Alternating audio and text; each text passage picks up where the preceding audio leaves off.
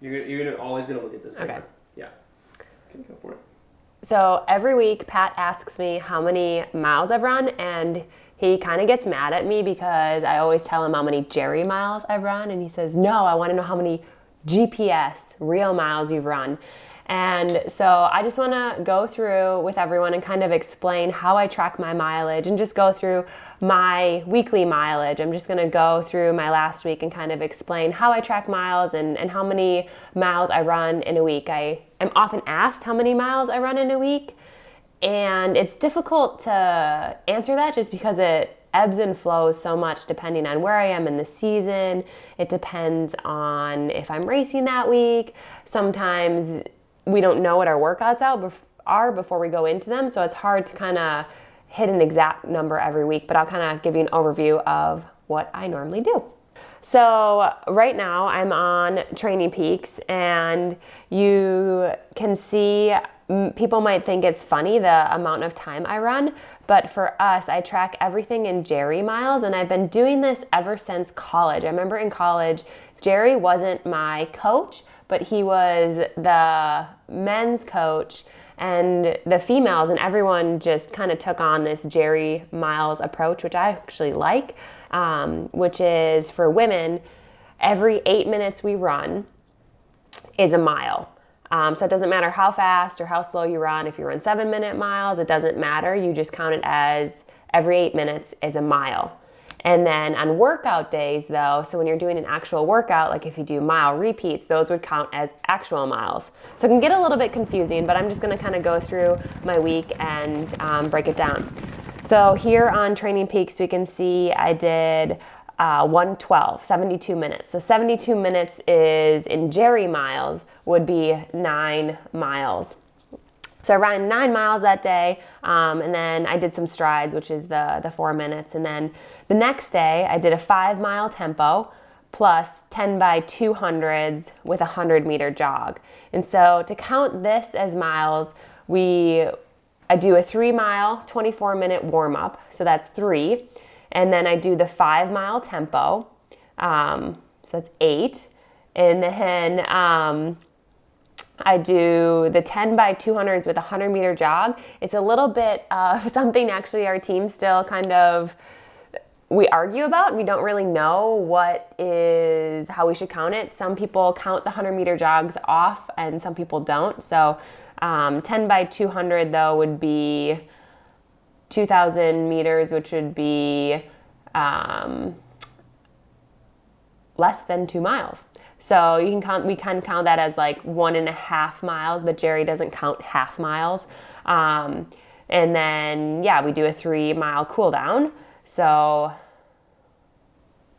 that's 8, 9, 10, 11, 12 to 13 miles for that workout, depending on how we count it. And then in the afternoon, I did a 32-minute run, which is 4 miles. Next day, pretty standard, 72 again, which is 9. In the afternoon, I did 40 minutes, which is 5. The next day, this one I actually forgot to stop my watch on. I actually did on this Thursday, I remember I did a Zwift run, and I just didn't stop my watch, but I did 56, which would be 56 divided by 8 is 7. And then the next day, this was actually pre-race. I raced on the 7th, so the 54 minutes includes, I did a 40-minute warm-up, I did some strides, some openers, and then I did a cool down. So I count that as 6 miles. The next day, I did a 15K race, which is 9 miles, a little over 9, so we count it as 9. I did a 3-mile or 24-minute warm-up and cool down, so 9 plus 6 is 15. So this week, counting Jerry miles, it would be 82. And so that's what I always tell Pat when he asks me how many miles I've run, but he gets upset because if you see over here in my Training Peaks, it says I actually ran 89, almost 90 miles. So that's how we track our mileage. And I know it's a little bit different for the guys. They actually track it as 7-minute miles. And the theory behind it, or the reasoning that we do this, is so that, for instance, if we go up to altitude and you're really fatigued and you're tired, Jerry wants to count time on our feet, and he doesn't want us to get so obsessed with GPS. And I think, sometimes GPS can be affected too if there's a lot of trees, or if there's, a storm coming and a lot of clouds. So for us, we just count kind of time on our feet. And if we go up to altitude and we're running at 8,500 feet, it's a little bit harder and more taxing on our body. And one way for him to take that into account is by counting by time instead of actual miles. So like if I'm up at altitude, maybe my real miles might be, or my GPS miles might be a little bit lower than Jerry miles. So that's how I count my miles. Also, I just want to give a huge shout out. I just got these glasses and I've been reading so much more.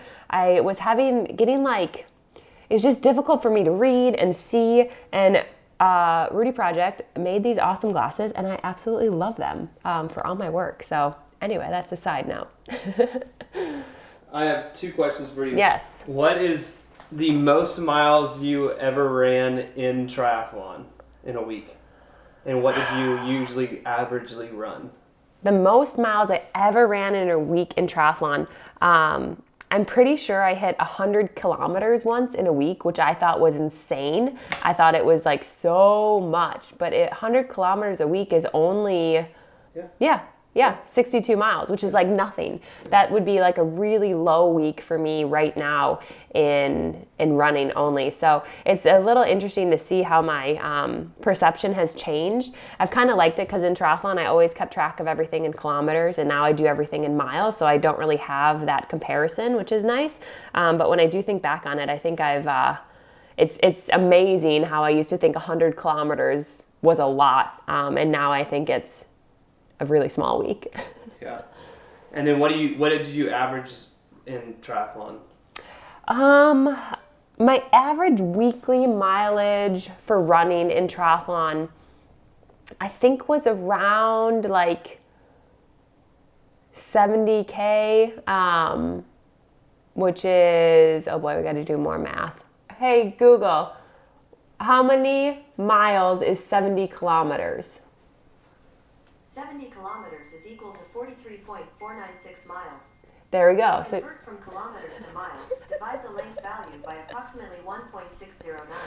Can you not do that in your head? 1.609? So weekly running mileage in triathlon was around 45 miles a week, which, I felt like was always good week. So yeah, that's changed a lot. I'd say, weekly mileage now, like my highest mileage run week I've done with Jerry, I would need to look. I know I got over 120 Jerry miles in a week, which would be even more real miles. I was doing that when I was preparing for Chicago. I haven't hit anywhere near that now. I'll probably cap out in track running. I would probably cap out around in the 90s.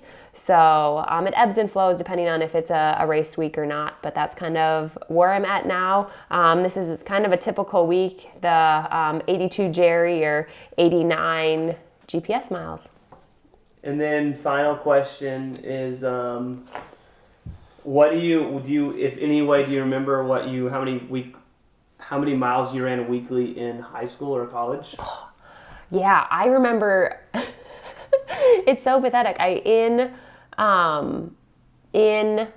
high school, I remember we would it was basically a mile we would run. And I remember I didn't love running in high school, which is interesting because I really love it now. But I remember I'd always be the one to want to walk to the stop sign, and I'd push everyone to walk further before we start. I'm like, there's no point in starting if we're going to have to just stop for that stop sign up there.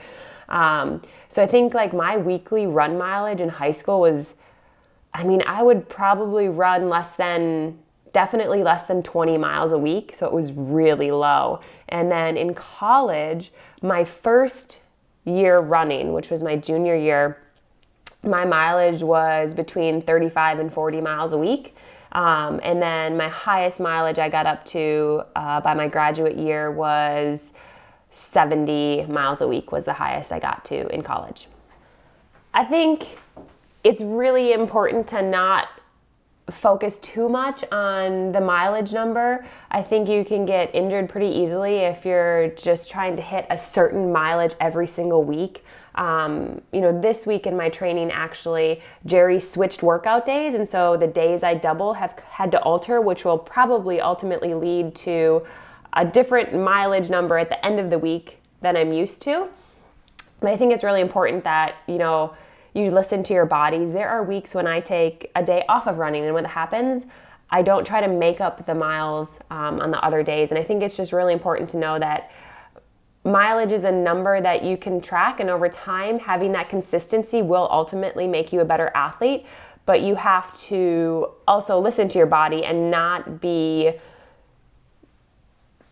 so fixated on that number and trying to hit it every week, because that's what leads to injury. I would love to hear how you guys track your miles. If anyone else does Jerry miles or anything similar to that, I'd love to hear. I know, when I joined Bowerman Track Club, I thought it was so interesting with Shalane. She never wore a GPS watch. She always just had like a normal watch that has like a start and stop, and that was it. And I was just super impressed on how she was able to just listen to her body on a daily basis. And I think you can tell from her success that works, and that can work really, really well. And you can have so much success doing it that way. So I hope you guys enjoyed this video. If you have any comments or anything that you'd like to hear more about mileage or how I structure my week, let me know in the comments. I've never really ever said that before. Good job, you guys. 73.6, 455.2. That was pretty much perfect. Well done. Well done. 455.2.